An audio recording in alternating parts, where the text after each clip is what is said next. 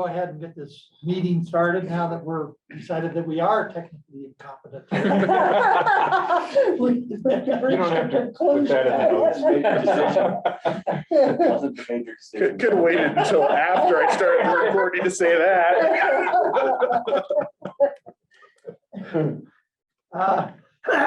And present, we've got myself and Carol and Doug, and Kurt, Emily. She sent an email, said she's got dealing with the old cat. Yeah, he's So on his we'll way do- out. Those are family. Yeah, Paco. We've got Ryan and we've got John and Steve Anders.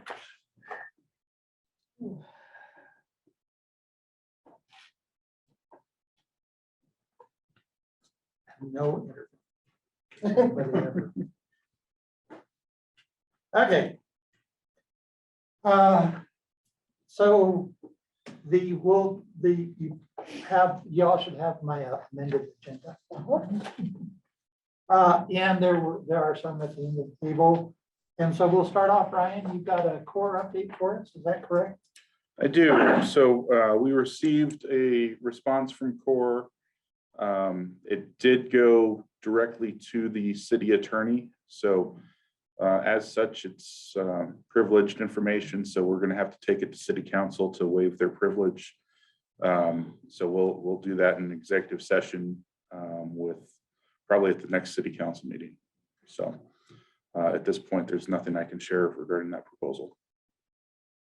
Is that how Guzman's gonna be probably too? Depends on if they send it Oh, to me okay. or if Oh, they send okay. it to the attorney. Oh, So If it's the attorney, then it's privileged. oh, yes, 28th, your next meeting?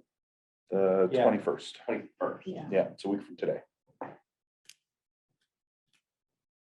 And so we'll be in the executive session there. And so how that works is technically or legally, the attorneys work for city council. And then council, of course, authorizes Ryan to be a primary contact and all that kind of stuff for it. So, but so this is a case where their attorney sent our attorneys a document. And so that implicates all the legal stuff. The word complicated didn't come into play. Not at all. Billable hours. Yeah. Oh. Okay. Hopefully we can. Next, I have the possible energy seminar presentation with Emily to give us an update. She's not here, so we'll just put that to next agenda. And then Ortis update, I did talk with Ortis and they are going to come in on the 28th, or 28th it is Saturday. Yep, that's correct. Mhm. Yeah, they will come in and give us a presentation then. So that's the only update that I have, but Carol brought in something out of the Federal Register February 1st. And I thought I would just kind of read this to you. Maybe we should send it to you, but it, because it's pretty interesting. It describes really the whole project. So they have filed an application for a preliminary permit for the Phantom Canyon Pump Storage to be located near Penrose in Fremont and El Paso counties. This will grant the permit holder priority to file a license application during the permit term. This is a preliminary permit. From July last year, so. Oh, that's, That's when oh, it so was filed, that was yeah. the preliminary permit that was granted in July. Right, right. Thank you very much for that. Yes. Okay, but the preliminary permit does not permit any disturbance activities, construction, anything like that. But, so now they're asking for the real permit, I guess. Yeah.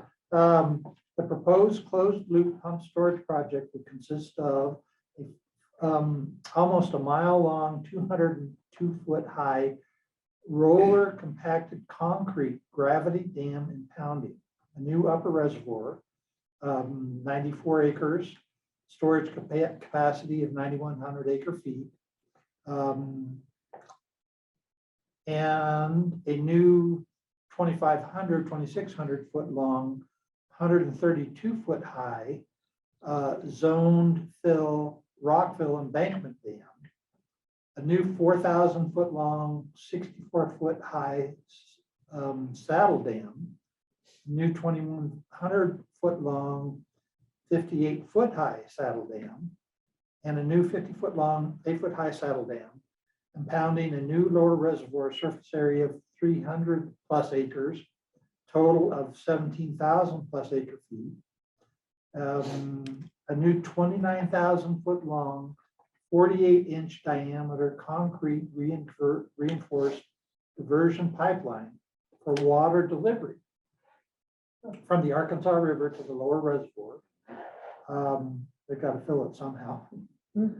A new 50,000 square foot powerhouse containing 425 megawatt reversible pump turbine generators. And the substations, connections to the existing grid. They may have to build a 28-mile long transmission line. And so they're talking about how they would connect with the different grids that are around. But the annual power generation would be between, there's a typo there. They say it says there's a zero missing. There is. 800,000 to 2,800,000 megawatt hours. So that's quite a lot of generation.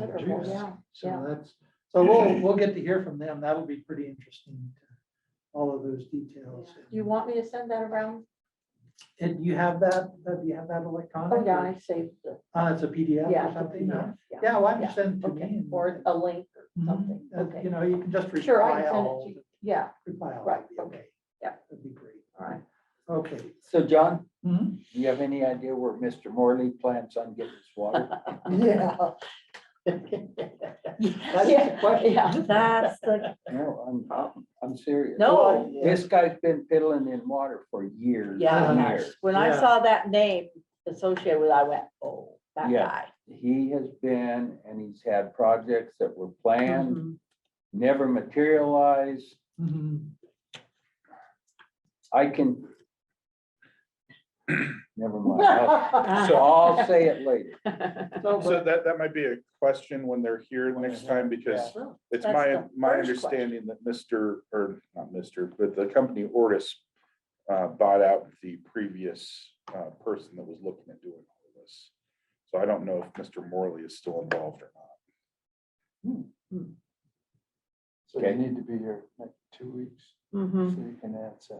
So that is, of course, the vital question, where they get the water. And they're talking about having an evaporative loss of about 1,400 acre feet per year. But of course, in any impoundment, unlined, you not only have evaporative losses, but you also have seepage losses. Yeah. And so around here, you can do a real quick back of the envelope calculation that you get about 3 feet net evaporation a year. So that's 3 acre feet per acre of surface area that you've got to have for evaporative losses. But they're figuring a little bit more than that. And so maybe that's where the seepage part is coming in, but we can ask all those kind of ongoing questions. When I was reading that, my copy wasn't clear. Was it 12.5 megawatt or 125? Can you be, So Are you yeah, certain? 125 megawatt, let's see, 125 megawatt reversible pump. so that's 500 megawatt. Yes, Just to put that in context, Black Hills has 400 megawatt of gas. I mean, that's a lot. that's a lot. Yeah, It absolutely is. It's significant. chunk. It's a significant chunk. And it'd be also for the wholesale market, I don't think. oh, I think you're right, yeah. Well, I think they're interested in talking to us as a potential customer. And I think they're interested in talking to us about water. They're talking to the city, Yeah. you know. Yeah, Who isn't interested in talking about water? So My, Emily, my initial thought was, what's it gonna, how much electricity is it gonna take just to pump this stuff? well, so what they're, what, I think that what the theory of the operation is that they're gonna have a huge solar farm there too. yeah. And so when the sun shines, they're gonna be pumping water. And they can use it for surge, they can use it for, that's just pretty much instant on with turbines. It's not quite, they do have to spin up, but hydropower is pretty quick to come online. So they, they can have the ability to pump when there's really cheap power available, like from solar, and then provide power at other times. I know like the water board in Pueblo, you kind of know this, Kathy, I think, so they pump up at night and then they pump down during the day. Or Up they at night. run the water Yeah, down. off They have peak one of hours. these things in Pueblo? Not in Pueblo, it's one of their reservoirs, I can't remember where it's Twin at. Lakes Reservoir up by Independence Oh, yeah. Pass. Okay, right, And the other one is Cabin Creek, which is up above, it's in above Idaho Springs, Georgetown, Georgetown. That's. Those are the excellent. two big pump storage. And there's an application for one out by Grand Junction. Right, as well. right. Yeah, Yeah, I saw that. They're talking, that's in the, on the way from Grand Junction out to Norwood and Natarita. Mhm. So it's in the valley there. Yeah. Which is pretty interesting. And they're talking about putting it right on the divide essentially. Mm. There's a divide that goes through there where water flows either east or west, which is kind of interesting. I've driven that road a lot of times. I know what you're talking about. It's pretty great. So that's all we've got on Ortis. And so this is an open question. Do we want to visit PAGs? Would we like to ask Black Hills to arrange us to be able to visit PAG sometime? And would you like to do that on a committee meeting day, or would you rather do that on a field trip? I think. What's the committee's, any preferences? Do you want to go or not? I think I it'd guess be that's interesting. first. Yeah, I think think it'd be it'd interesting. Yeah. I always like technology. I'm always Yeah. good at technology. How about you, Doug? Sure. Whatever. Whatever. And Let's it do it doesn't on matter meeting day. when, But- we got several, But things. with proposals coming in. yeah. It might be better to do it as a field trip. Field trip? Yeah. Yeah. Because, we have just a limited amount of time to look at and talk about some of the proposals. Mhm. I presume that, Right, exactly, Yeah. yes. And we do want to move along if we can. Yeah, yeah, Sure, we don't yeah. want to extend this any more than what it's going to take us to do what we've got to do, which is pretty plateful. So John, if you would, maybe you can suggest some dates, or is it open? Is it just open? It's not just open, so we do have to plan for it. It Yes. was actually, we actually had people that were on site, and what did they call that when they were like, not quarantined, but they were staying on site during the height of the Oh. pandemic. Oh, Oh, really? It lockdown. is completely closed Wow. off. Yeah. So we can coordinate now. Okay. To be there, we'll have to, of course, have masks and all that fun stuff, I would believe. But Hmm. I have asked for dates and times, and we're coordinating now that I know, not on a meeting date. That's helpful. So I'll get back to you on that. Okay, that would be Do we great. need our vaccine card? No, hope you just not. have to wear a mask. Yeah, Just have to wear a mask. that's fine. I was just a slight political comment here, but it's actually science now. We're talking science. But I was responsible for a respiratory protection program, basically from 1984 until I retired. And if I was protecting workers from a workplace toxin, dust, gas, the chemical exposure, and I put them in masks, my butt would be in jail. Not enough. Not nearly enough, not nearly enough. And then plus you have people that have beards, that wear a mask, you know, and it's that's truly then keeping out mosquitoes with a chain link fence. It does no good. It does no good. Okay, that's enough of that. But that's science. Okay. So now, Can I bring up one thing Sure.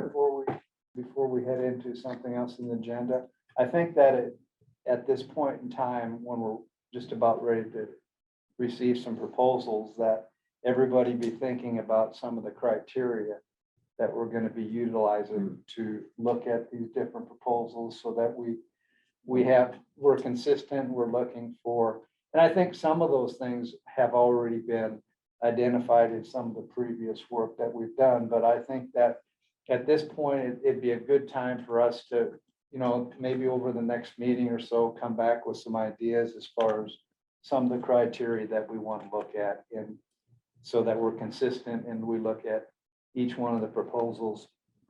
so I think that's a great idea, Kurt. And why don't let me pick that up and run with that a little bit. I think that's exactly right.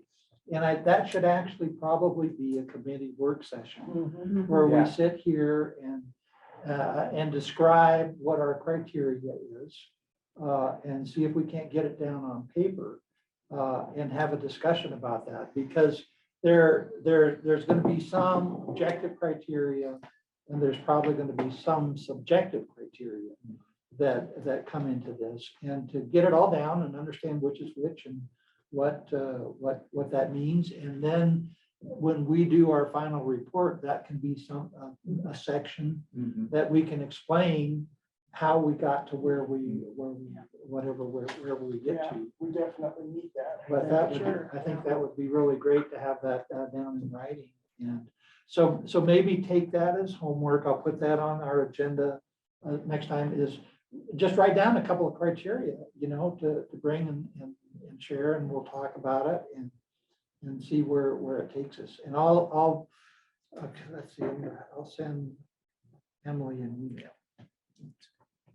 And that way, if we didn't have Ortis the entire, 2 hours, if they did an hour, we could do an hour of this. Yeah, And yeah, exactly. in that way, we have everything already Right. talked about as far as how we're gonna look at the proposals. You know, actually, if we have a list of criteria, it's gonna make it a lot Yeah. easier to go down and evaluate stuff.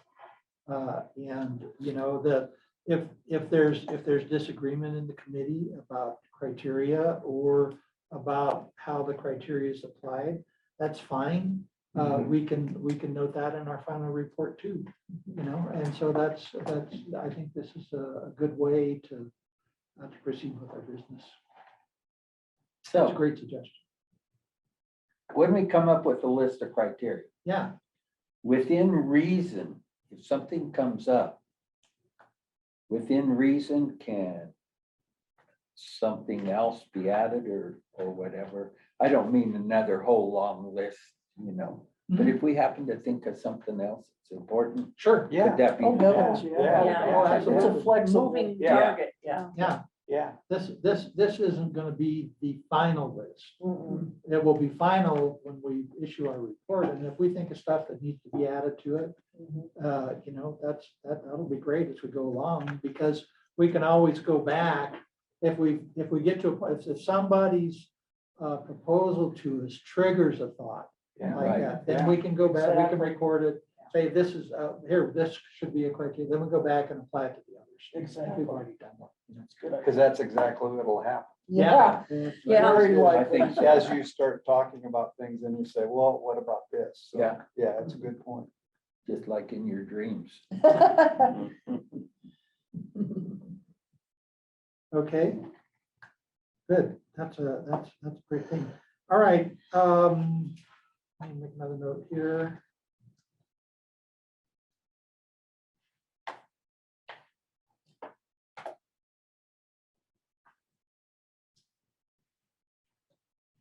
Okay. Out of ink. And with that, we'll move into new business. Steve, you got some breakaway studies for us. I do. Next version. Thanks for the opportunity to share some thoughts.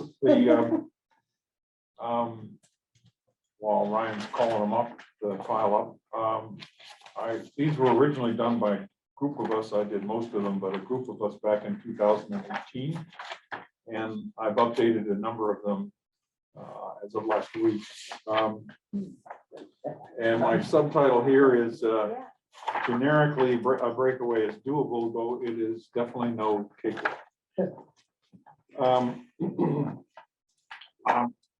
There was a guy who did in the world of marketing, you used to say, don't spill the candy in the lobby. I guess what that meant was save the good stuff until later. But I'm gonna spill the candy in the lobby. Here are the 8 takeaways right here up front. And then we'll go into details more. Sometimes I can get so far into the weeds that the takeaways get lost in the message.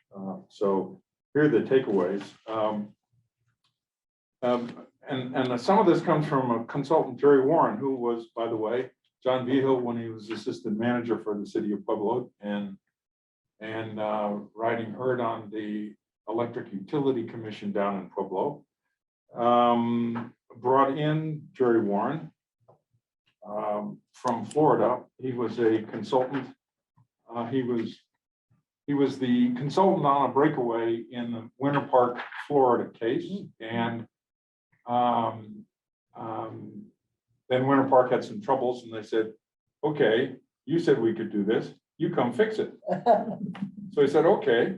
And so he worked, he was the CEO of the utility for a while, probably 5 years or so, and he's still associated with them. Anyway, Jerry stayed at my house when he was here and we stayed in touch. And a number of these points come straight from Jerry, he's done a bunch of breakaway consulting and normally the numbers add up, not always, but normally. Second. And the other way to say that is that the numbers add up to 100% if the breakaway, because the numbers either add up or they don't. Right? You could, that's another way to say that. So second point, a decade later, the ones which do break away normally succeed, and there's a lag time in terms of financial benefits and such. Third point, there's really no template for this. There isn't like you can't, even though the American Public Power Association publishes a document to help communities like this in the breakaway process. And even though every Electric Power Research Institute publishes a document to help IOUs fight breakaway efforts. So there's a document of either flavor. If you like chocolate or vanilla, there they are. There is still no template. That is a good document. If you decide to go farther in this process, I would recommend the American Public Power Association's document. Fourth, to succeed, partnering with an established player seems very essential based on the experience of the ones I've looked at. Next point, the breakaway proponents are usually outspent at least 10 to 1. That's sort of the normal take, but it can be up to 100 to 1.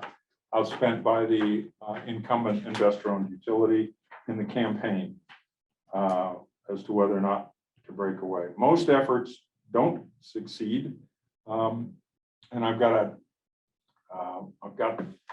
all this stuff is documentation for all the points I'm making here. And in there's actually a list that I got from the Concentric Energy Advisor report to the city of Pueblo that was actually paid for by Black Hills. And it does a summary of, it has a listing there of, breakaway efforts since 2000 and whether they succeeded or not. Then Jerry Warren said the main issue with whether or not they break away is political will. And my point at the end here is that there's a focus on the cost. Oh, it costs too much. When Fort Collins broke away in 1935, the bond was $745,000 to break away. And they said, oh, it cost too much. So the question is, do the benefits outweigh the costs? That's bottom line, and you can't know for sure, because the number, that's point number one, right? You know, do the numbers add up? Well, did you forget something? Or is something a little worse than you thought? Or something a little better? So let's look at the actual case studies. The first one is Winter Park. This, by the way, is a case study that also appeared in the Concentric Energy Advisors Report that Black Hills submitted to Pueblo. Theirs focused on the first few years and the difficulties. Mine is a comprehensive look. Just briefly, the community is probably about, I think Canyon City must have in the 6,000 to 7,000 meter range, and they have 14.6. So they're in the Orlando area. Their peak is probably a little higher. I don't know how much, but it's 95 to 100 megawatts as of 2018.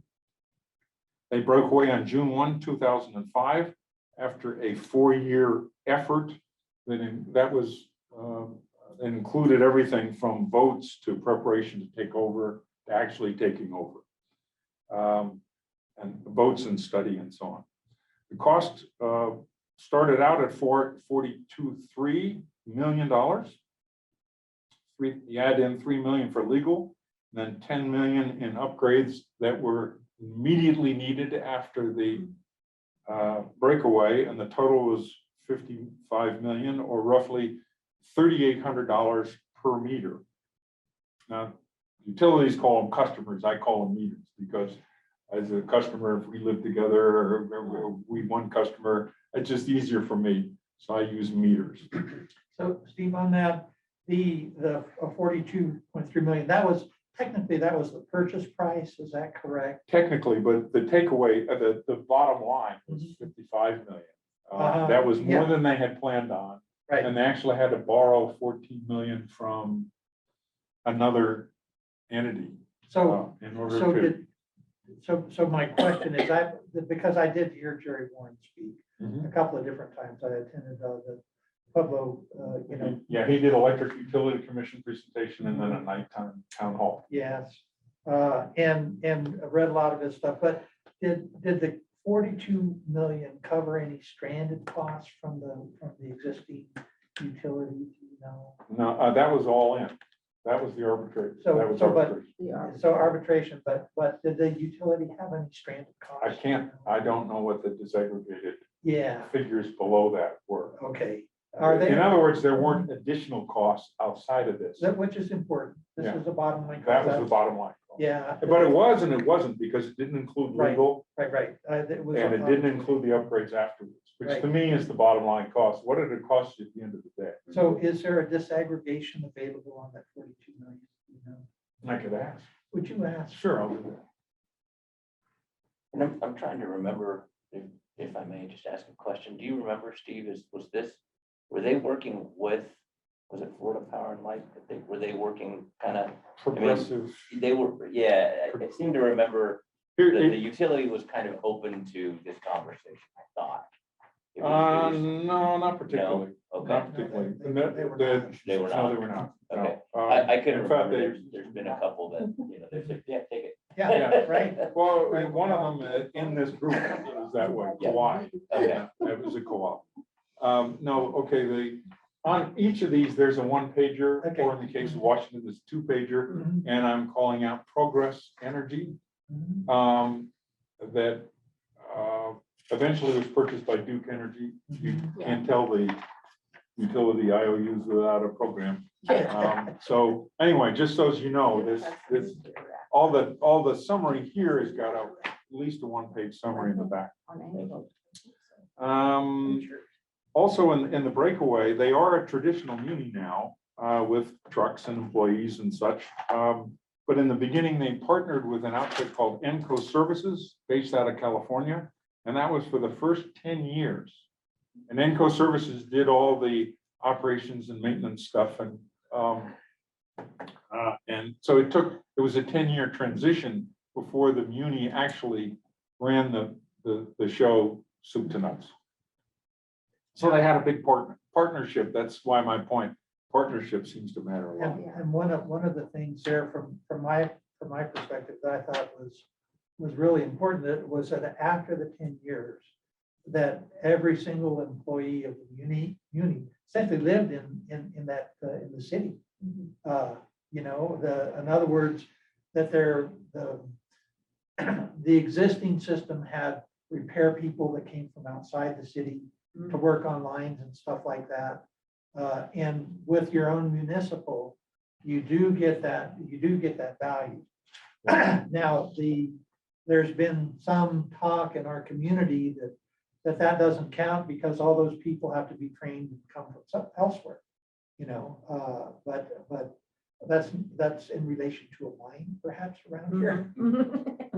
Yeah, that you already have people that can do that line work and stuff Right, that are in the community on but the ground. they, for the most part, you know, because we've got some bedroom type communities around here. For the most part, they'd be living in here. The transition was bumpy financially, especially during the first few years. It wasn't in terms of outages, but it was bumpy financially. It got that's about when Jerry Warren was hired to run the show as the general manager, and things leveled out. Outages, which had been a real driver in this, don't forget they're in Hurricane Alley. Yeah, yeah. Right, And so 200 minutes a year were the average of outage. West Florida is huge Wow. on Per lightning. customer. Oh, lightning too. So Yeah. they cut that, And Colorado's number 2. they cut that 60%. So their reliability went up, way up, which was, again, that was the driver for them, was reliability. They were pissed off on that front. Rates stayed the same for a few years, which actually did not quite cover costs because of that extra 10 million. Eventually savings caught up. The January and February of this year, rates are 27% lower than Duke Energy's rates, which is effectively the incumbent IOU in the area. I've looked at them, I have them month by month, and they probably averaged about 20% over the last 2 years, but they're up and down because of fuel cost averages and such.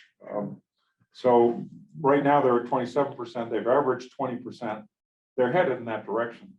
In addition to those savings, they're spending $4 million a year underground the entire system, and it will be undergrounded to 99% by 2026. The irony is that the last 1% is service drops to your house. yeah, right. Oh, yeah. Oh, Well, who knew? So they're working their way through that process. The low hanging fruit. Look, yeah. Yeah, there it is in your backyard. It's like, oop, the pole went down, and guess what? I'm out of luck. Even though the whole system to the area is underwater. And so just as a, you know, kind of a point of comparison, $4 million a year is 10% of our city's budget. You know, we don't have to underground. We want that, there are areas we definitely want to be underground, like our back alleys would be really great to be underground there. Agree. But we're not in an area where we have such severe weather events Yeah, exactly. that outages are often, you know, are not that really much. I'm sure technology is changing. The advantages, of course, of underground is no lightning strikes. Yeah, The bad thing, and again, technology is probably caught up, is once it's underground, finding the fault is a lot more difficult. oh, yes, So you have to And take that into consideration, you know, so yeah, you have to be Good news, careful what bad you news. ask for. yes. But in hurricane prone areas, Oh, Yes, Yeah. it is highly valued. And absolutely. that's, so that investment, essentially Jerry said rates would be 7 to 8% lower if that 4 million were applied to customers. It was offset. So the rate stayed up for several years and didn't cover costs. So do you recall, how did they cover costs? So the city was the owner of the utility. Correct. And to cover costs, they had to divert money from their general account or something like Yeah, that. I don't know where they got $14 million, but they had to actually draw $14 million until they paid it back a few years later. So it was probably borrowed. Yes. Yeah, So I just- internally though, not. Yeah, I external. can't, Yeah, I Well, Yeah, can't that'd share be the interesting. detail. No, right. I will get that disaggregated, yeah, arbitration number though. So the wisdom of it at the end of the day was that here's the city commissioner, Barbara Devane, saying it was the best thing we'd ever done. In the process, the council was split and she was one of those on the fence and she was against it. She switched over to be for it and is very happy that the city went ahead with it. There's in the attachments, there's a 3-page article in which she is quoted. This quote comes from that. It's a 10-year anniversary sort of thing. And then the general manager said it's a good thing, good deal for the city. Second case study, a different one. This one I called a hybrid muni. This is much closer to the size of Canyon City with 5,500 meters, Northeast Oregon, just south of the Columbia River. They broke away 21 years ago, took 4 years to do it. Their cost was 18 million. Interesting, that's almost the same cost per meter as Winter Park. By a hybrid muni, it's Umatilla is a co-op that's right next door and they provide all the operations and maintenance. They do everything, billing, you name it, soup to nuts, they provide the service. The town muni is run by one and only one person. It's a guy named Nate Rivera, who's the source of this information here. He used to work with utilities. So he actually does wholesale power purchase agreements himself. So they brought in a knowledgeable guy to do things like demand side management programs and the kinds of stuff John's doing, community relations, and coordination with Umatilla, but all the rest of the services are provided by that established utility that's right next door. So that's why I called it a hybrid muni. The transmission was smooth, there was no substation needed, just a couple of short feeder lines that had to be installed. The rates remained the same for a while. There's a refrain there. And then now though, they're 28%, the IOU's rates are 28% higher than Harmiston Muni's rates. And this is a quote from Nate Rivera, the IOU, former IOU employee who now runs the Muni. He likes the fact that, oh, I know, part of it with Hermiston was that the IOU shut down the utility office that was in town. And that sort of pissed off the locals. You know, we can't get service, you gotta go to whatever it was. I don't know how far they had to go. But so they, when they asked for it to be reopened and it wasn't, that was the trigger that plus the fact they thought they could save some money over time. just that little tiny ask. Um, That's really interesting. So that's that. And again, there's a one pager on that in the attachment. Third one, Jefferson County case in Washington. It's in the northeast corner of the Olympic Peninsula. It's probably about 75 miles from Seattle across water.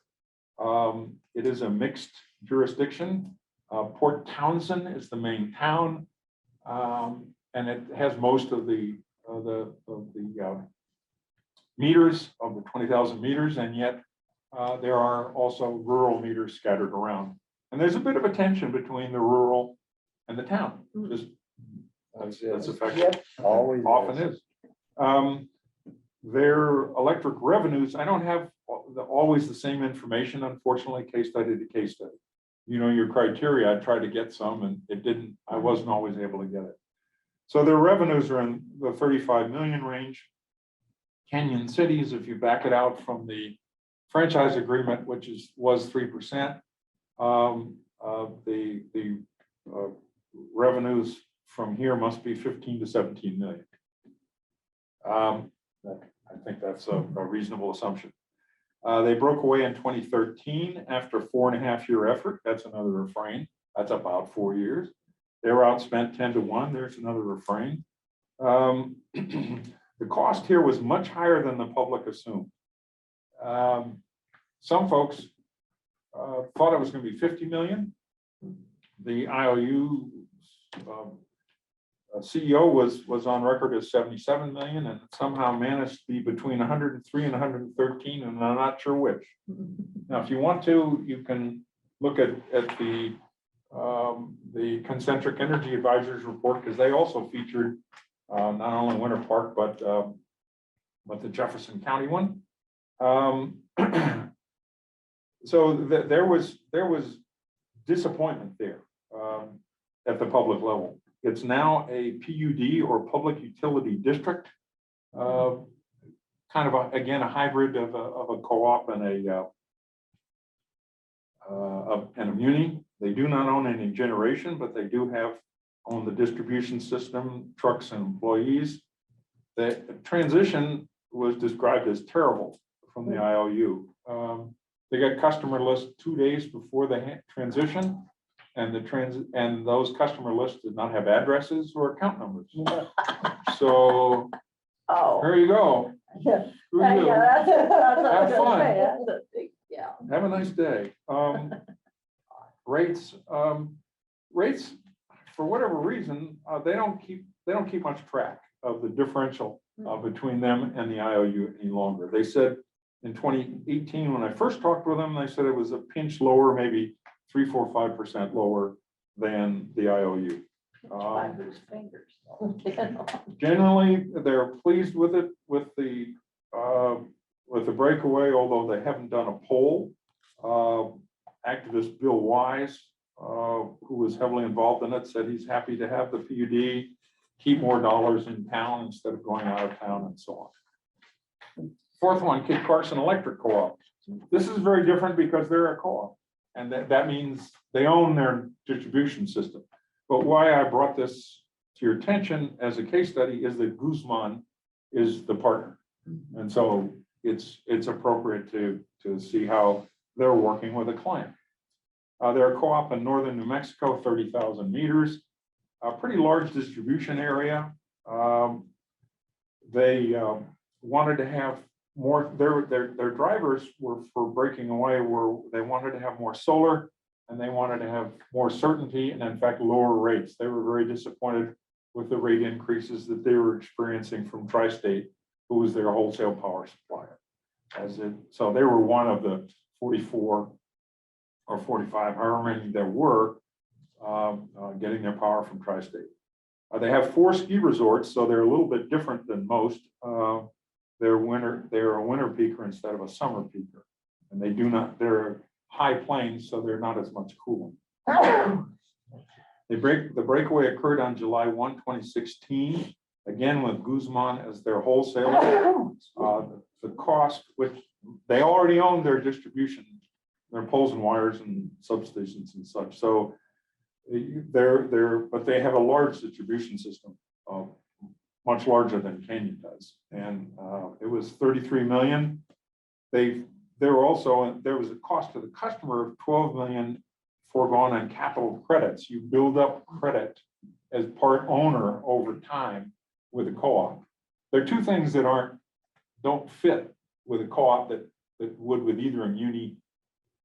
Sorry, there are 2 things that are benefits from a co-op that don't come from either an IOU or a muni. And those are capital credits, which you build up over time, and a possible refund at the end of the year. If you bring in more money, a U as in the co-op brings in more money than they needed, they do a refund.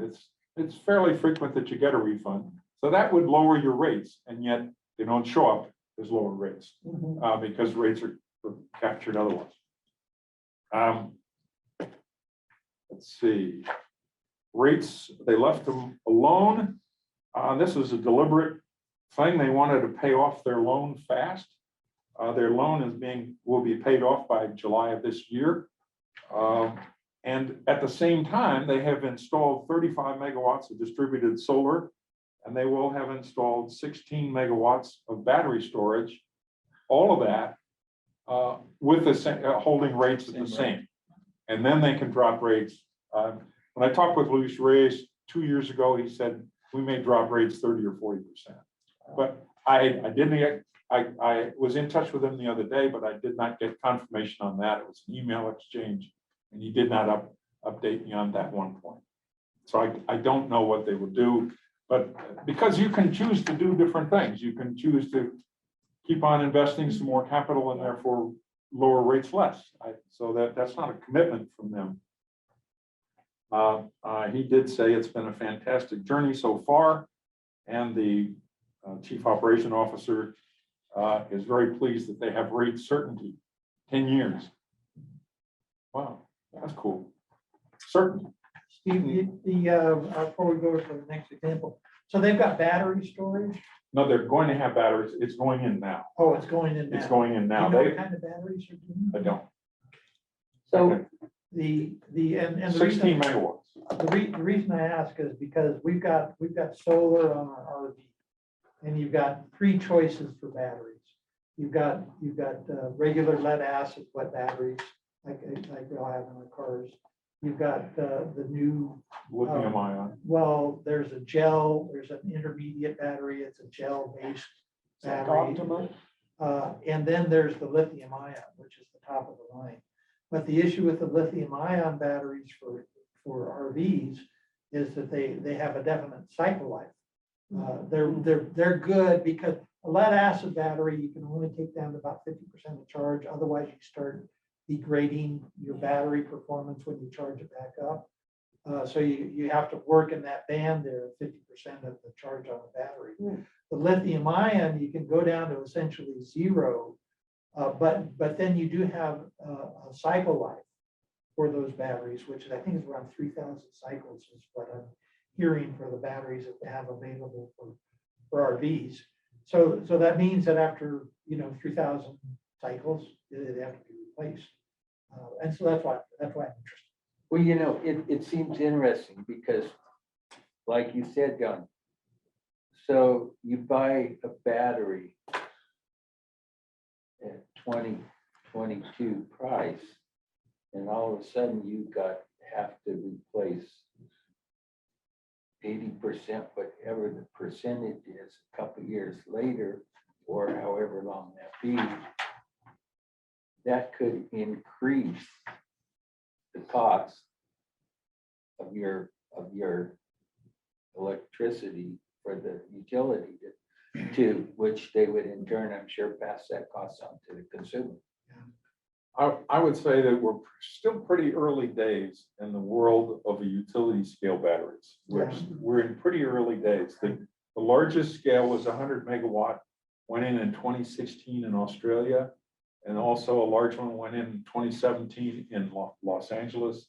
I don't know if you recall, but there was an enormous methane leak out of gas storage in LA. Huge. I mean,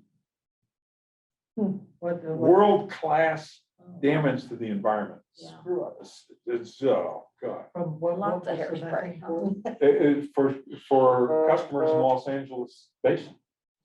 This is You're talking Aliso about Canyon. Aliso Canyon Gotcha. Right. in Los Angeles. So those using gas being provided methane. Yeah, natural gas, methane, same thing. And anyway, I'm getting out of the point, but the point is that there isn't a lot of experience yet as to how long they'll last. There is also a lot of research at the utility scale, not for your RV. Yeah, right. right. Or my EV parked on the parking lot. But there is a lot of, like iron air is my favorite. It costs about a tenth as much, maybe it's somewhere in there. Yeah. And it cycles longer, and it's gonna be, it would be a non-issue if it can make it out to the market. And these things take a while. Yeah. All your Teslas are not mine, not yours either, but unless someone drives one, I haven't seen it. But Teslas are driven with lithium ion, and almost all of the large storage systems have had lithium ion.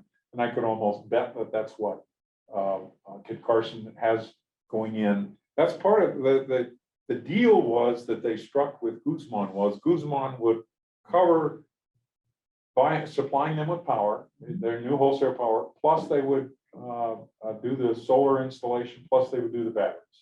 And the batteries, they consciously said, we'll do that at the very end of this process because we want the prices to come down more.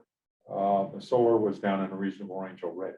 So they've been doing the solar in 1 megawatt, 1 and 2 and 3 megawatt chunks scattered around to match the load. So there's several around Taos, for example, in different areas. Yeah. And they usually put them by a substation so that they have less costs in terms of infrastructure to deal with.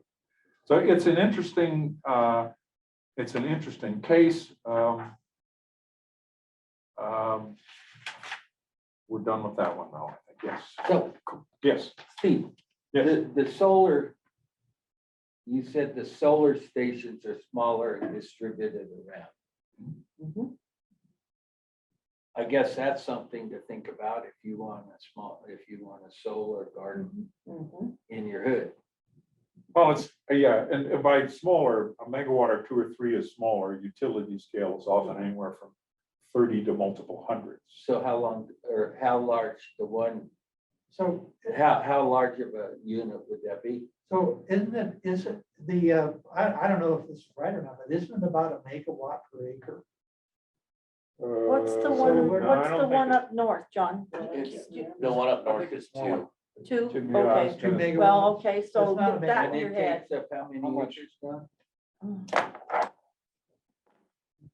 I mean, that's a fairly large area Oh. out there. We've got the one here in Canyon is 20 megawatts, is that right? Or no, what? That's No, what a- That's the one I'm talking Two, about, yeah, too. that's what John's looking at. Yeah, Okay, the one up by Harrison School. yeah, Yeah. No, isn't that on like 15 acres or something? something like that, yeah, I think I so. talk about it most of the time, Talk about our solar gardens. What do you think I You get Well, too we much all for that. know That's- if we've that seen speaks it- to notes and practice before the presentation. It's a fairly large area. Yeah, Yeah, yeah. I can also, John may be able to come up with something. I'll come back with you on acreage, megawatts per acre, or it's actually gonna be fraction. yeah. There's what- there's definitely a general formula. for the There area. is. Yeah, There is. And it's site dependent, you know. It is somewhat, I mean, Oh, yeah. you're in Colorado, you're getting pretty good. If you're in Yeah. southern Arizona, you're getting a little bit better. If you're in New Jersey, not so Not so much. much. Not so And if you're in Ohio, what are you thinking? But, or Erie, Pennsylvania, the cloudiest place in the country. So I'll look at megawatt acre ratio. I should have that too. I've Doug, I've So that is, known that and forgotten it. Unfortunately, see No the problem. gray hair? that 2 megawatt garden is on a 14 acre parcel. Okay. 2 megawatts So 7 acres per megawatt. With that one. With that particular unit. Yeah. Farm. And it could be a function of layout and other things. It Mhm. can sometimes have something that's in the way and you don't have as great a coverage, but So that's pretty good coverage up there. That system Yeah, yeah. looks like it's uniform. being a landowner, Yes. not just a city lot owner. Yeah. So they come in and they decide, we need a bigger solar in this area. Well, Doug happens to have 10, 12, 14, whatever acreage over here. I think we'll condemn that for better use of the general public. See what I'm getting at? I don't, I'm a it's guy the that- Walker Ranch, isn't that a lease? It's 200 megawatts. It's a huge area in the Walker Ranch. Yeah, and yeah, lease. it's a So lease, typically it's absolutely. leased. But you're talking distributed throughout the community. Do I understand that right? Well, Well- in chunks, but I don't Right. mean like this lot, if it's vacant, so we'll put a little bit of chunk there. No, Oh, no, you no. do it in a consolidated lot, way. And you also do it near a substation, Right, in right, their right, case, absolutely. which yeah. is already lower typically, not prime real estate. Yeah. Certainly the newer it is, Well, the. I less think prime. I've seen places where they actually have crops of some sort under a solar garden. Not a whole lot of that, because you're No, gonna no. block your sun. You're gonna see a lot of weeds. Well, no, but I mean, Yeah. I mean, not corn or No. anything like that, but, Usually, yeah, I know what and you're I saying. know it's hard to, it'd be, you know. They usually try to Baby keep it greens, pretty huh? Maybe green, well, yeah, So. You go down to the valley, there's one section to where Excel has like 3 substations along this one county road. We now have 3 solar gardens all along those substations. Because the closer you can put to them, the cheaper the Oh, whole yeah. project is. Yeah. And so, and I'm sure that's what Black Hills looks at is with your new solar farm and stuff that way and anything else that you've got going. In order, you think solar can be expensive, but can be a lot less expensive if you have it to an existing distribution point. Well, I'm sorry to bring that up. No, I'm that's- just a believer in unintended consequences. Oh, oh, I'm sure. yeah. Well, Well, those are the it's- questions that are going to come out of the community, Doug. Yeah. Huh? Those are the questions that are Yeah, going to come that's- out of the it's good to community, know, yeah. absolutely. So on the case of wind, by comparison, wind is out where it's typically in a remote location Right, where there's a high wind resource, and yet they still lease. Mhm. Cattle are Yeah, grazing absolutely. underneath. And the guys out in Lamar who first put them in 2001 called them upside down oil wells, the ranchers there. Yeah. They were happy to have them. Some people who live near a wind generator don't like the sound. Mm. So, I mean, in the same way that some folks in Pueblo, where there was a county commission meeting just last few weeks, few months, several of them, about solar, they've objected to being in the area. So there's, let's see, build absolutely nothing anywhere near anything is banana. Yeah. And NIMBY is not in my NIMBY, backyard. And you're always. And I'm gonna now be- here and nobody else can come in. Yeah, Yeah. so, but generally Well- speaking, in my experience, it's been leasing and it's been Yeah. an agreement between an owner and a utility Yeah. or a third party. For a Power certain period producer of time, For a certain period of time. And it is- usually based on the Condemnation. life cycle of the panels and things that way. so you're talking Lamar, those areas, they're huge. There's huge open blocks of ground. Well, which means that you probably won't be putting quite as much solar around here as you would out on the plains more. You're getting into a more constricted area geographically speaking. So solar is more or less applicable as you get into plains, it is definitely more applicable. Well, like Technology. city, you're talking like urban areas or even when you get into the city, if like Pueblo or Denver more likely is that they use parking structures. Like Mhm. closed covered ones, they'll put the solar panels on top of those and things that way. Downtown Denver, they can put them on top of all those huge buildings and stuff. Yeah, because the weight isn't a lot. So there's opportunities for more of either solar for the buildings or solar gardens for community people to buy into. And when I say buy into, sign up. Rooftops of commercial buildings like Walmarts and such, Yeah, they're distribution Yeah. centers, you name it, there are all kinds of things there. And yeah, I'm part of a family real estate business back in Connecticut, and we installed a solar system over a parking lot in 2016, and people have liked it because they can park underneath it to keep out of the rain or the snow. Or the the- hail or. Oh, yeah, whatever, a hot car in get the rid summer. of the shade, So- yeah, enjoy the shade. Okay, so case number 5, this is taking longer, but it's a discussion, not a presentation as much as anything, so, Yeah, that's. which is good, I'm fine with it. As long as I'm not taking too much. Oh, yeah. Kauai, 33,000 customers on an island. This is a case where the utility approached, or the utility said, yo, we want to sell, anyone want to buy? And so some citizens and leadership in the area said, let's do this. They formed the co-op in 1999. It took 3 years before they actually took over the system in 2002. It's 215 million. It's twice as much per meter as the previous examples. However, they have generation. Mhm. So that's their generation, transmission, and distribution. They're a GT&D utility, the soup to nuts. So that's why it costs more. Their partnering was with Touchstone Energy to aid in the process. And they say that helped them a good bit. Their rates aren't down a lot, but their renewable has expanded from 8 to 44%. They're intending to go to 70%.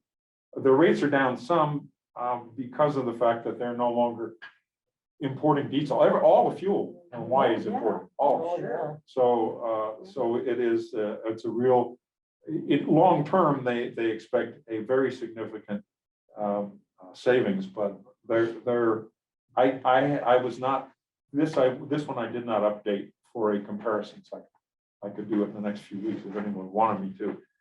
They are very pleased with the benefits, which to them are both dollars, but also environmental. They're not, they were pleased to go with solar instead of the diesel. And RE stand for Renewable energy. renewable. GT&D is generation, transmission, and distribution. distribution. Sorry.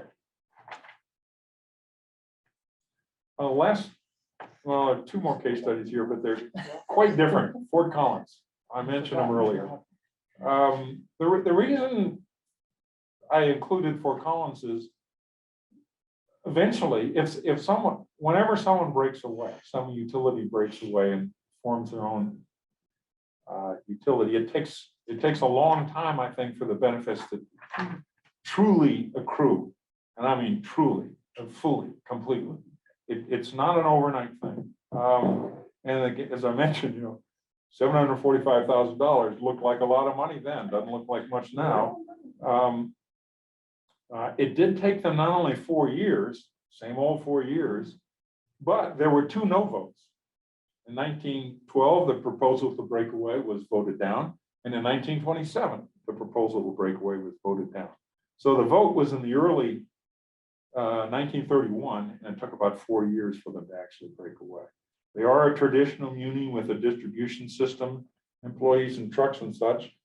Power is provided by Platte River Power Authority, which also provides power to Loveland, Longmont, and Estes Park. 3 of those 4 have the only place that has lower rates in the state is Fort Morgan. Those 3 are extremely low. Estes Park, not even close. They're at the high end. And all I can think of there is it's a local decision, how you set your rates. They're a resort community and maybe they choose to bring in more money through rates. I can't tell you that. I've never looked into the Estes Park case. But let's see, the transition was ropey in the sense that Public Service Company was sent out some crews to pull meters and transmission transformers. A court order stopped that in short order, but that isn't your peaceful transition, to say the least. Rates didn't raise much over time until the 70s. They bumped along very low. As I say, they're the 3rd lowest in the state now. Black Hills rates are 78% higher than Fort Collins. And pretty much Loveland and Longmont are in the same case. Their system is 99% undergrounded throughout the entire town. And this is a pretty good sized town. It's 55 square miles of service territory. So they've really invested in their own community in many different ways. As a contractor, I work for City of Fort Collins a little bit. And they're a great muni, probably on a national level scale. Their notions of rate design are also been quoted as being pretty forward thinking. By the way, rate design forward thinking means time of use rates. That doesn't matter who you are, a muni, an IOU, or a co-op, long-term, think time of use rates. They've been looking at, I think Excel has finally put some into play. They were looking at that when I first went into marketing in 1987. So that's how long it's taken to get them to where it makes sense. Plus change the mindsets of the rate people because they looked at things so much differently than. Well, and we actually just How much is approved the that? time of use rate as How well. much? Yeah. 15 million. I'm just really, I'm working with our team now from an information perspective, because what I'm concerned about is, people not understanding what that really means. Yep. Because if you look at the rate structure, you're really being incented not to use during that peak load time, Yep. right? So Big time. Yeah. from 3 to Yeah. 7 or something, you're gonna pay 3 or 4 times more for that time period. So you really need to fall outside of that if you're gonna be effective in managing your bills. And when I think of Colorado and the heat in the summer, I just don't know that there's enough incentive to go outside of that timeframe. So And, I've been yeah. personally been tracking that very closely internally, because we need to be really, really clear on what that means for customers. Well, we're a summer and a winter peaking Right. Yeah, state too. Yeah, we which are. is Yeah. unusual. yeah. So So it's really simple, John. You just tell people to turn down the thermostat to 60 during the day up until 3 o'clock, and then turn it up to 80 and let the house float up. No problem. Just wear your fur coat during the 3 o'clock, and then you can take it That's in the off. summer. Make Yeah, sure yeah, they- yeah. The time of use Because I was rates trying change. to picture They that. don't really, they're Coming home from work. off peak and peak are different in different times of the 60s, year. Oh, different yeah, times of absolutely. year. Yeah. It's just a lot to try and be Well, people, responsible, I You think, know, being. for as Well, a you come consumer. home Time of after your work. community. It's almost like, you know, would you tired, change stuff. when you go gas up at different times? Yeah. Sometimes it's just gotta go fast. Well, just So- to look how we've all gotten so spoiled, it's air conditioning at work. By God, how many of, Oh, now you gotta have it in your house. oh, yeah. So you come home and I think I've lived in the same house for 54 years, and when we first moved in, and for many years after, we didn't even have a swamp cooler. I think, how did we survive? exactly. Oh my God. Well, So- like these stupid things. Yeah, exactly. Huh? Yeah. Well, now you'll be getting onto your You look for thermostat. 2 hours. Oh, yeah, absolutely. We do have those. So the last You case should've dug study out and turned isn't, it on. is what I call an outside the box case study. It's really looking in Nebraska. It's a state where 100% of the state is served by public power. Has 121 munis, 10 co-ops, and 3 public utility districts. 30, Steve, 30. it 30, says, what did I right? say? You said 30. 30, sorry. Okay. Serving 1.8 million people. Their rates, according to the article that I have attached for you in these attachments.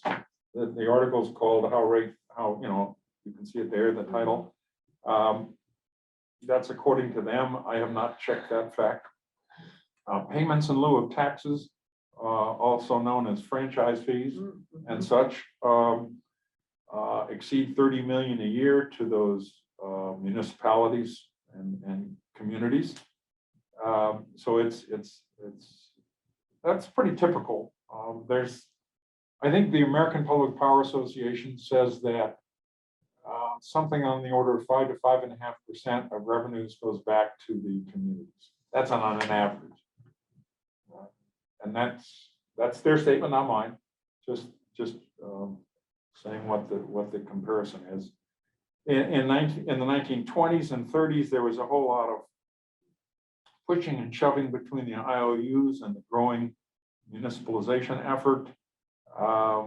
The tensions, according to the article, led to a vicious PR campaign against public power of any kind. However, the voters, and they couldn't get something through the legislature, so voters took an initiative statewide, and it passed pretty strongly to allow financing, to help financing for growing public power. And within 15 years, the last of the investor-owned utility served customers were gone. So it's an interesting case. It's the only state like it. In the state of Colorado, it's more like, what is it? 15%, 20%. I think it's 15% of the population is served by munis and 20% by co-ops. It could be the flip side of that. I'm not sure. Co-ops provide service to more than half the state's footprint, but much less in the way of customers. But anyway, those are the case studies. And in the Army, there's a great system for training. And I'm a graduate of the Army Training School of Draftees from the 60s. And that was, first I'm going to tell you what I'm going to tell you. Then I'm going to tell you. Then I'm going to tell you what I told you. So here's the tell you what I told you part. Check the numbers carefully, John. You will hear dueling numbers at a guess, but I appreciate your point earlier that Kirk, that need to come up with criteria to help you evaluate these. Remember that the minority of the breakaway efforts actually happen. I think it's in the 15% range. That fits with the listing, the Concentric Energy Advisors list since 2000. And their grouping only missed a couple of my case studies, so they're pretty good. As I mentioned, the pathways will differ. I tried to highlight different approaches. The Hermiston, sort of the hybrid muni, and the co-op from Kauai, and so on. They're breaking ways that can be different. I can't emphasize enough that if Canyon decided to break away, that partnering with experienced players really matters, critical. 3 to 4 years, that's about it. You've seen and heard me talk about these. I would say that there tends to be an oh my God reaction when it comes to costs, but especially when you think of long term. It's not a short term thing. It's not an election cycle thing. Right, It's not even Right. close. yeah. Half the council will be gone by the time a final vote might come up. I'm just guessing. They have the citizens maybe. The citizens, hey, citizens gone. We're not getting any. Gone as in And gone. I just got a raise on my TSP, thrift savings plan through the government. Mhm. I got a small increase and I'm bringing home $16 a month less. Isn't that amazing? And I do want to emphasize this last point, that the savings tend to be midterm, not immediate. But typically, you saw people hold their rates when they broke away. They hold their rates. Mhm. It's a conservative reaction that I think is a smart one. They hold their rates and then they eventually adjust them as circumstances allow. So in terms of these attachments, they just back up what I gave you here. There's a one pager for each of these case studies, except for the Jefferson County. I added a little more there too. On page 8, if you want to flip to that, that's the Winter Park 3-year, a 10-year summary, sorry, 3-pager. Page 11 is a deeper background on the Winter Park breakaway case study. It includes 2 notes from Jerry Warren after this is the case study that was provided by Concentric Energy in their report for Black Hills. Jerry, you'll notice that Jerry said, wow, partially true, but grossly inaccurate. That's what he thought about Concentric Energy. In fact, he also said the story about Black Hills Consultant is dishonest. That's a takeaway. So that's his take. Flashbacks on Nebraska Power. I did include in here a listing of 4 of the CAMU studies. Colorado Association Municipal Utilities. It's on 17 or on 18. I included those because it gives you a little bit of sense of how some of these utilities have changed over time. Not just Black Hills, but the other ones as well. I also include on page 17 a listing of the 50 largest communities in Colorado, and all of them have rates that are lower than Black Hills Energy. I thought that was an interesting point based on these CAMU rate analyses. So how recently is this, Steve? How recently is what? This chart here, how recently are these, Population numbers? not only population numbers, but the percentage that are lower than Black Hills? Well, let me be clear. What I've done is I've given you the population. Sorry, I've listed them sorted by population from largest to smallest. Mhm. And then I've, on the right, far right column, I've listed the utility that serves them. Mhm. Then those utilities in turn are listed on the Colorado Association of Municipal Utility charts, right? So Okay, you can look at those charts and see how they come in. And if you look at those charts, all of those 50 cities have lower rates. They vary dramatically in terms of how much lower. If you look at page, say 21, the most recent one, Yeah. this one shows you, I think even John mentioned this, the CAMU reports are vary in terms of the participation by the number of communities in the survey. And so you look at some of these and you'll find the same truants every year. They don't report, and yet, like Yuma, they don't tell us what their rate is ever. And yet, maybe they did. Yep, way back then, when they did, they had a lower rate back in on the 2015 sheet. So, but you can compare them, and then if you want to, you can do the math and see what the percentage difference is between Black Hills and the various other utilities. So I didn't provide that in a separate column. I could, but I did not do that. Any questions on the attachment? Oh, and this last thing is that you can go online to the American Public Power Association. I gave you the link. This is their listing of, the very last page is their listing of publicly owned electric utilities established since 1973.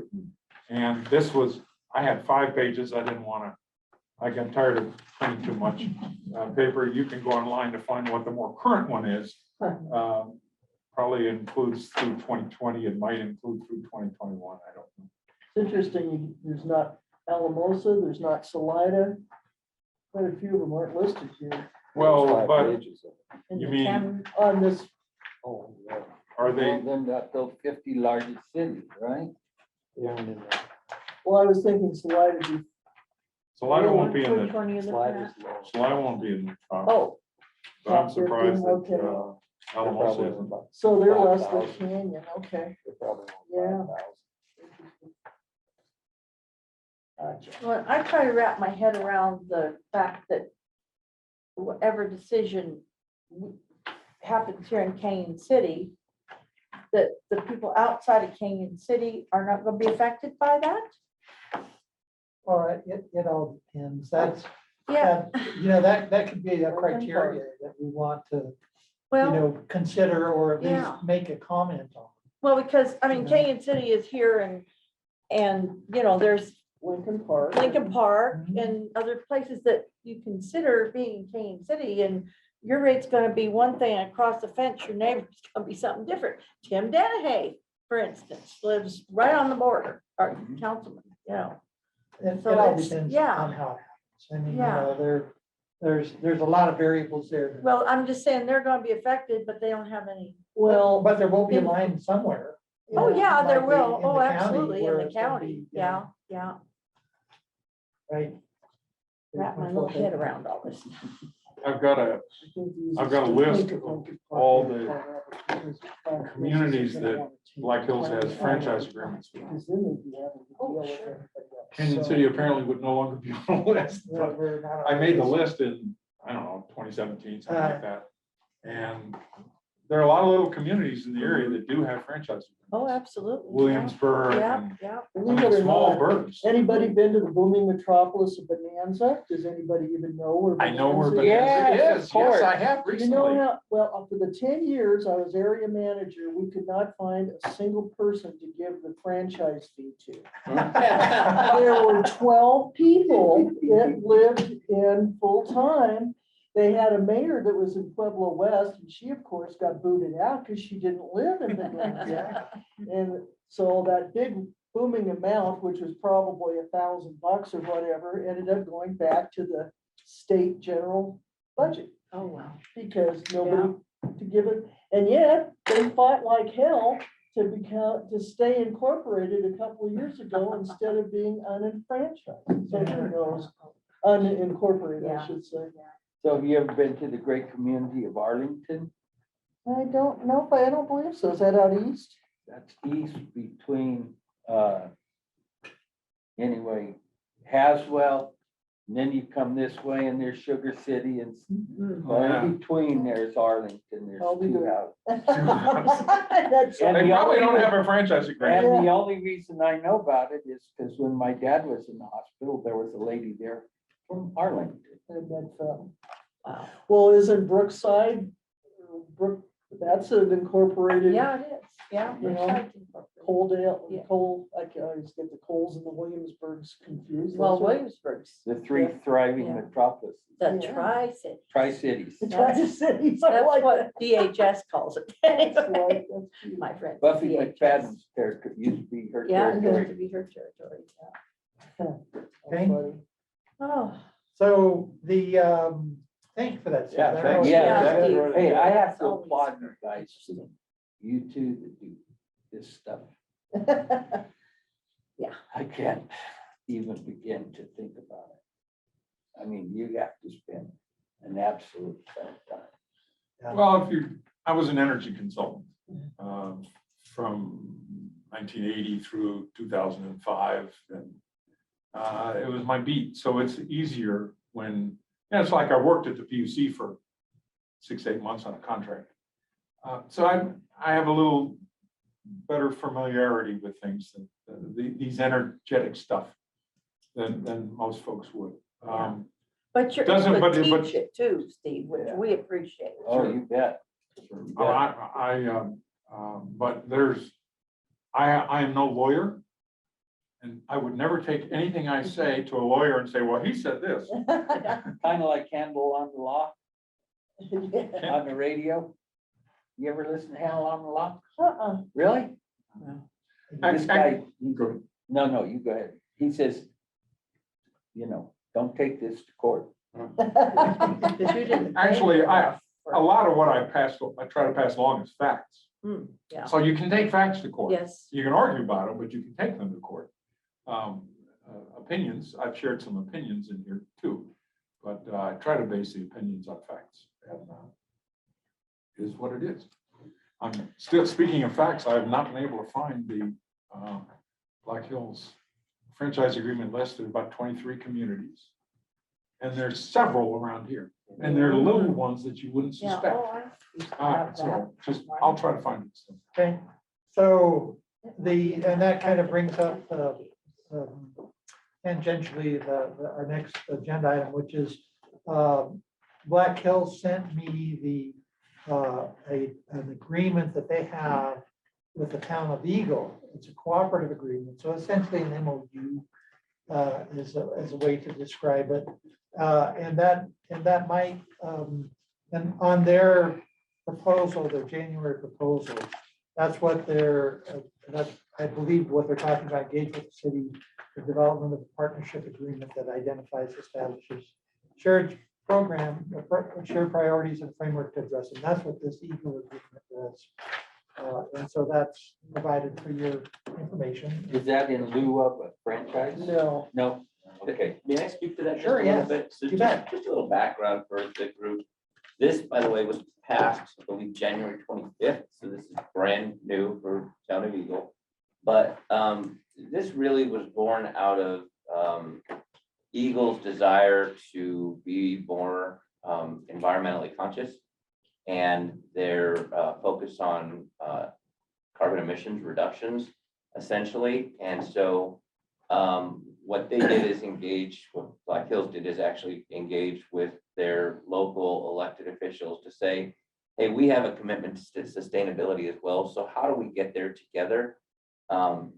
And I think the concern for us, Black Hills Energy, I don't represent the gas side, but for us was, we don't want to see them pass any sort of ordinances that really limits the future use of natural gas. So, Yeah. I mean, quite frankly, we believe natural gas is still a part of the future. And Eagle had at some point been considering going, to start like limiting or eliminating burner tips, if you will. And so this was an agreement that they kind of hashed through to say, okay, where do we have priorities that intersect? And so that's why you see the top, Black Hills Energy talks about their sustainability, and then the second section talks about Eagle's sustainability. And then they started going into shared objectives, and what was done was cooperatively with the city, they identified, five or six, I think, shared objectives that they wanted to work on, and that they kind of agreed to, how they were going to address those. And so I only offer this as an example. These are not necessarily Canyon City's issues, but it's an approach. And so like some of the things that I would share with this group and others, elected officials and others, will be, as you go try and check down those boxes, think about programs that are in place and how utility management. So we have a new EV, electric vehicle, transportation electrification plan coming that was just recently passed. So how can Canyon City benefit from that? Do you want to electrify your fleet, or would it be more important to pull people off the highway and get them into your downtown area to be charging, spending money at your restaurants while they're in your community? So that's one option. Another thought would be the demand side management or the energy efficiency program. That's really kind of a customer driven program. I mean, it's really, really designed to help people save energy on their bill. And so are there custom things that we could do here that would make more sense for Canyon City and their residents that we could potentially, figure out some sort of customized solution for Canyon City? And then the third and final example that I'll offer just off the top of my head, we're filing a clean energy plan, and that part of that is an energy resource plan. So to this whole conversation about clean energy and whatever assets we have to develop, does the city have a desire to be an off-taker of those clean energy? Do they want to be the ones to contract for that clean energy? So you can say we're reducing our carbon emissions, or do they really want to figure out how they might be able to incentivize the build out of these, these solar gardens or maybe larger scale opportunities for tax revenues for that? In this case, it's probably the county. That's a Fremont County. You guys don't live as much on property tax, but that's as an example, because you're kind of connected. So those are the sorts of things that, and there's others. I mean, those are three off the top of my head, but things you can sit down and say, wow, there's opportunities we can figure out how to address the community's needs through a cooperative agreement and put some teeth behind it. And so the idea is figure out the priorities and how you want to address it first, how we can work together, and then enable this framework with a franchise agreement. And so that was our proposal to the group about how we felt like we could move forward. So Just a couple questions on that, John. How would you see that that would move forward? What are the steps of making that happen? And secondly, what type of time frame are we looking at as far as trying to put together, something that we have in writing like that? yeah, so I did share with John, one of the things when I offered, when we did our presentation and followed up with the letter, the only thing I would use the term disappointment. I was a little disappointed that we didn't at least take the opportunity to start working today and figuring out what those priorities are. I mean, what does this community care about in respect to energy? What are the 4 or 5 things that you want to see happen here? And I think that's something we could do today, Kirk. And I think that I'm open to how we do that, whether it's talking individually with elected officials, whether this committee wants to participate, whether Ryan, and his staff take the lead on that. I'm open to how we do that. maybe there's even a couple of focus groups, so that's a possibility. I do want to be careful and put guardrails kind of around some of that stuff. Remember, we still are governed by the PUC, and so there's things that fall inside and outside of our purview, but there are options. So I would like to start working on it sooner as opposed to later. I had suggested in our proposal that, I'd love to see this go on the ballot in November of 2022, because that gives us, I'll be honest, I put that in there. Why? Because it gives you time constrained time to work on something. In other words, it gets people to the table. It gets people working on it diligently. I could see that slipping to 2023 if we wanted to do that, but that was the point of the November 22, is just put guardrails on it and really get people focused on trying to hit the issues at hand. Well, that's good from Black Hills perspective, but, there's still a lot of things that we need to look at. And the thing is I think from my perspective, I obviously admire IOUs. I have a vested interest in my history and my pension. But the thing that Canyon City still is interested in is lower rates. And they aren't being accomplished by a side agreement or anything that way. And you can't address them, because I realize that once you start doing rates, it's got to be territory wide. But the thing is I think that's what's driving this group is rates. And you can offer all this other stuff, which we have a vested interest in and are interested in, but I'm not sure that's getting down to the nuts and bolts of what we're trying to do. Fair enough. And that's, I love you dearly, but this is an issue that is beyond just you and I personally or who we work for. It's got to do what's best for the community. And that's kind of where I'm at, is just basically trying to find something that helps this community be able to survive and prosper. And so that's an important part of the discussion that we hope to have next time. When Right, we're talking about our criteria, right. because, is it criteria rates? Is it carbon reduction? Is it, where exactly, what criteria are we going to use? And they're all important. They're all important, and it's going to be up to us to have that discussion and get to some agreed on method of evaluating the different things. But that's exactly right. And that's what I think that we heard from the voters is it's like that guy that ran for president. They said the rents are just too damn high. Yeah, and that's kind of where we are. Yeah.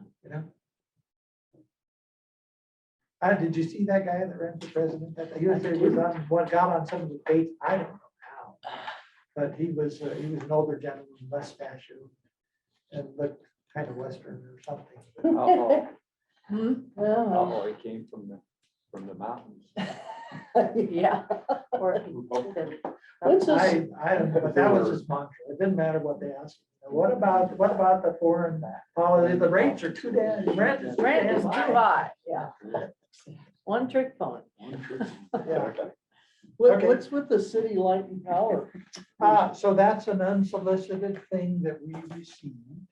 And to me, it's just kind of, there's no proposal associated with it. This is just information for us to have.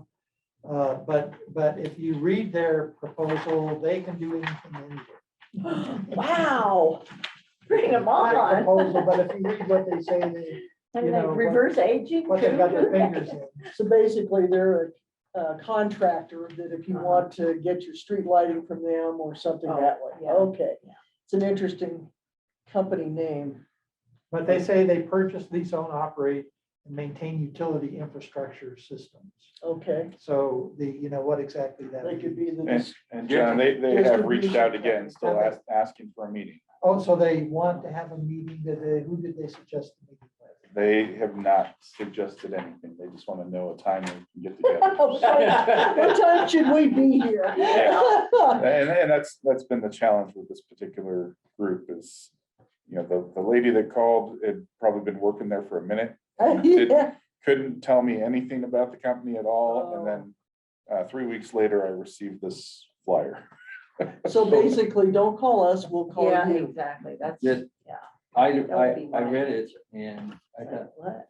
Very generic. there's a whole lot of, we can, if, whatever, you know, a whole lot of openness, open-endedness that Yeah, Yeah.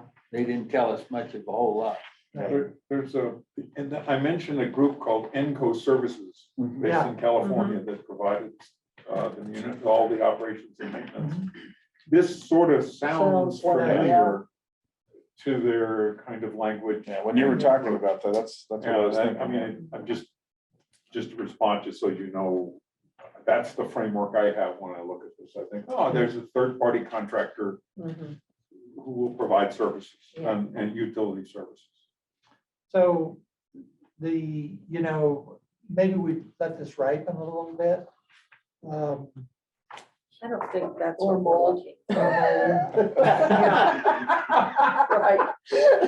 I can have a meeting with them as staff and let them know where the committee's at and see if anything See if they have any, blossoms out of that. Yeah, thank you, Brian. For your festival, they'll come forward with a proposal after they talk about it. Yeah. Right. Yeah. Yeah, the Blossom Festival, he said. one other thing, I didn't get it on the agenda, but I wanted to talk about it here a little bit. So we're a committee created by our council. And of course, council is a publicly elected body, and the council has constituents, and any constituent can talk to the council within certain guide rails about anything. There are exceptions to that because the council makes business decisions, okay? And it's fair for anybody to talk to council about a business decision.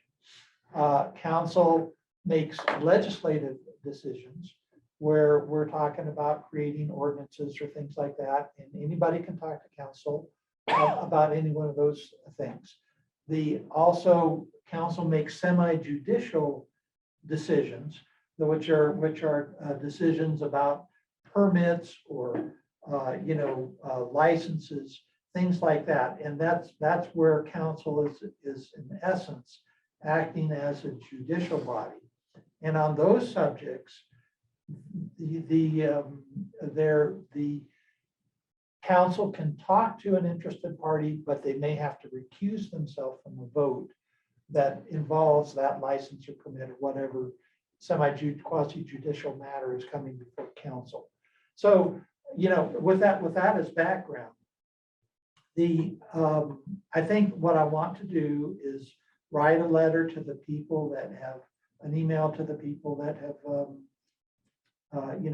talked to us and have a proposal and say, here's really our guidelines. If you want to talk to council members directly about, a business proposal or even, legislative things the council might be considering, that's fair game. And it's not and I would like to be able to say this, the committee would not consider it going around us or anything like that. And I'd like to get your feelings on that. Does that sound, as down the middle of the road type thing? Makes sense to me, I think it'd be interesting to make sure that we know that it's on the agenda or something, so we could at least sit in on it and hear what's Yes. being said and so forth. It's, Well, it may be, it could be individual. One-on-one. oh, I see one-on-one, gotcha, Yes. okay, Right, right, right. Where you go to lunch and have a talk. yeah. Yeah, or Or whatever. just- And of course, what is, I know that, what is it, three council members, then after that, it considers a It's sunshine? more than two. More Is than it more two. than more than two? two. Okay, so that's one of those to where I guess it would be interesting if it was somebody besides you or even Brandon previously or now Emily and Andrea. It would be interesting to see if they're gonna hit each one of you individually or how that's gonna be, but I guess that's all they could do is probably take a straw vote to see where the hell you stand is probably what that's would be all about. No straw votes. I All votes understand. are in open session. Oh, I understand that, and I guess what I mean is they would, What position are they what taking? position are they Yeah. at the time, yeah. Can, I think people on council, they know their boundaries, right? Mhm. They Supposed should. to. So, Yeah. so Ryan adding, works hard. to make sure. adding- Carries a big stick. at a coffee, somebody, you know, wants to visit. The person, the council person, the mayor, city administrator, whatever, I think knows their boundaries and should say, Yeah, that's Yeah, sorry, we inappropriate. can't, That's we inappropriate. can't do that. Yeah. We can't discuss that. Because what you're saying is this is not inappropriate.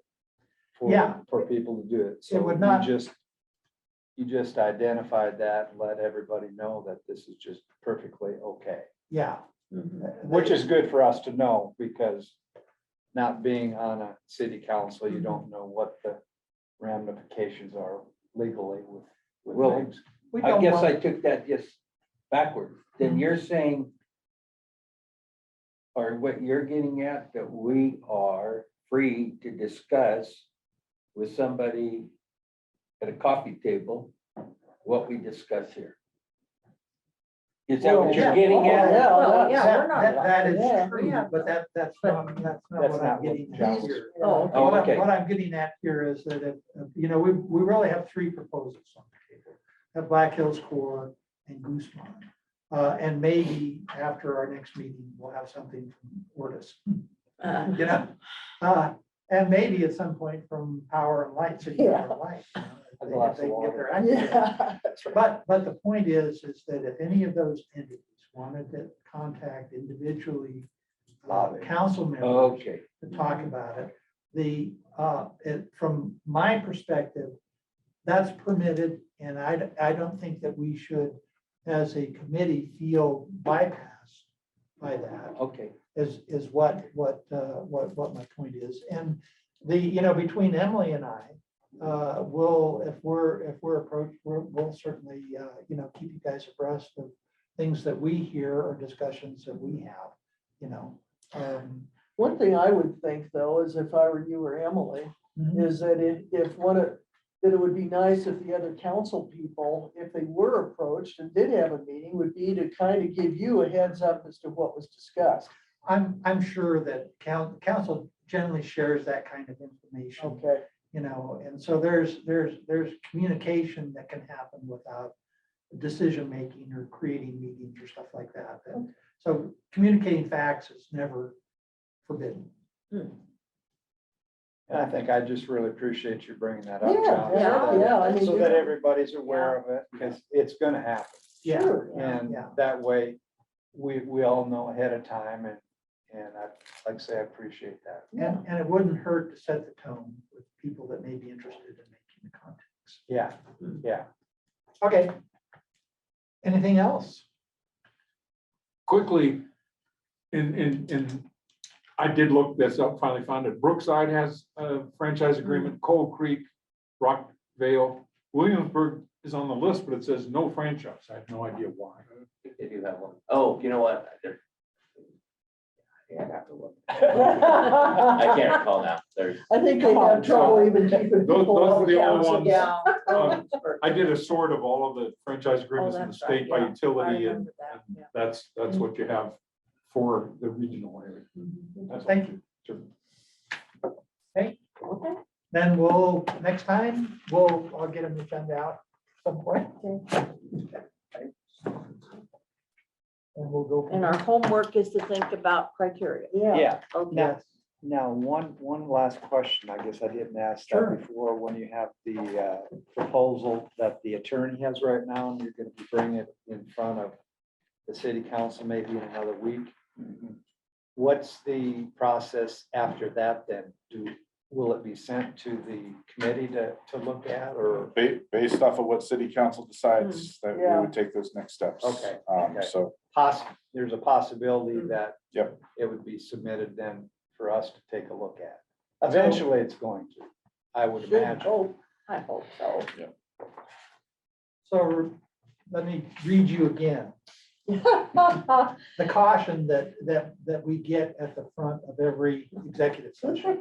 And this will be an executive session. Okay. And that is, I caution each participant that all discussions must be confined to the stated purpose of the executive session.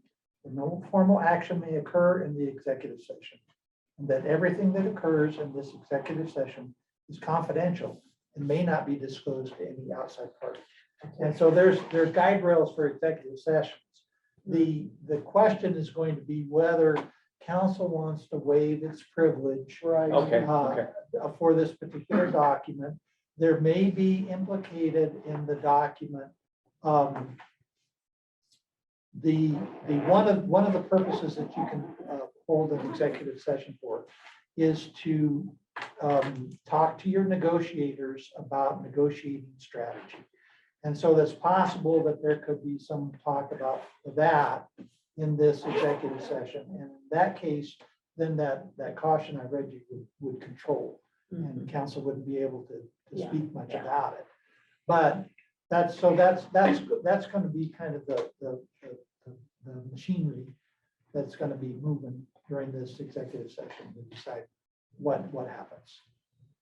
Well, that's a touchy subject because John's here. And I'm not saying that's bad because this is an open session, but it does put restraints on us to be able to talk freely or be able to, it's kind of like the hen in the box in the hen house. And I don't mean that badly, but I am saying it does make it difficult. Yeah. Well, and I would hope that this is a public meeting, the public could attend, and anyone that wants to. And I would hope that we feel free to say whatever we need to in these meetings. And Yeah, I'd really if we hope that. hurt your feelings, John, we'll apologize Well, later. Matt, I'm sure I'm John here, is. I'm here as a guest, so I appreciate being here. I've said that before. I just appreciate the opportunity to be here. And you guys feel free to talk about whatever. But it always is a little bit of a fun. Yeah. Yeah. Gee, they haven't been down to the river for our discussions yet, have they? Can I ask a question? Sure. So does anyone have a preference, or is there a time in particular that you all would like to be out at PAGS? Is there best day? Can we kind of get a consensus so I can start looking at some dates? I think it's going to be awful hard for us to put our calendars together. Yeah. And there's going to be some people that can go and some people that can't. And we just try to get the most people that can.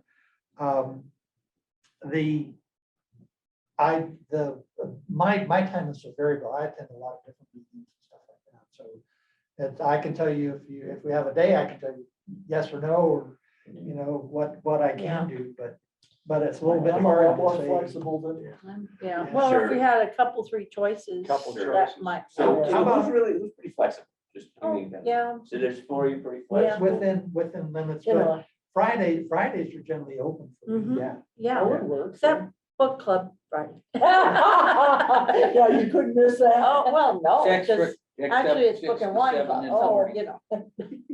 But yeah, Can I most, attend by any chance? most Fridays. I will check. Yeah. I honestly don't know what, I know that it's been said, they've told us keep things to business necessity, but Steve, you've been here all the time. I'm super not, it's not like you're terrorist and gonna go. Well, Oh, um, he's pretty scary though. how about mornings or afternoons, just generally, John, is that Mornings. what's better for your schedule? What'd you say? I think mornings probably for me. Not at 8 o'clock. But no, no. What? Or, No. midday almost Just even wait too, till John, like 9:30, say 10. Wait till I 10 to retire. 1 or something. You'll be safe. Depending on the size of I've the group, only been retired since '03. we can probably That's take all. 1 or 2 cars. Yeah, we carpool could- over there. Purple, sure. Sure. Yeah. Okay, yeah, that gives me just a little bit, because they'll work with us. I just need to give us some general direction, That's and I'll look at my calendar, because I want to be there, so, Okay, I just got to. We want you there. thank you. Yeah, splendid. okay. All Thanks, right, everybody. thanks for hosting in the ante room. Yeah, I like this.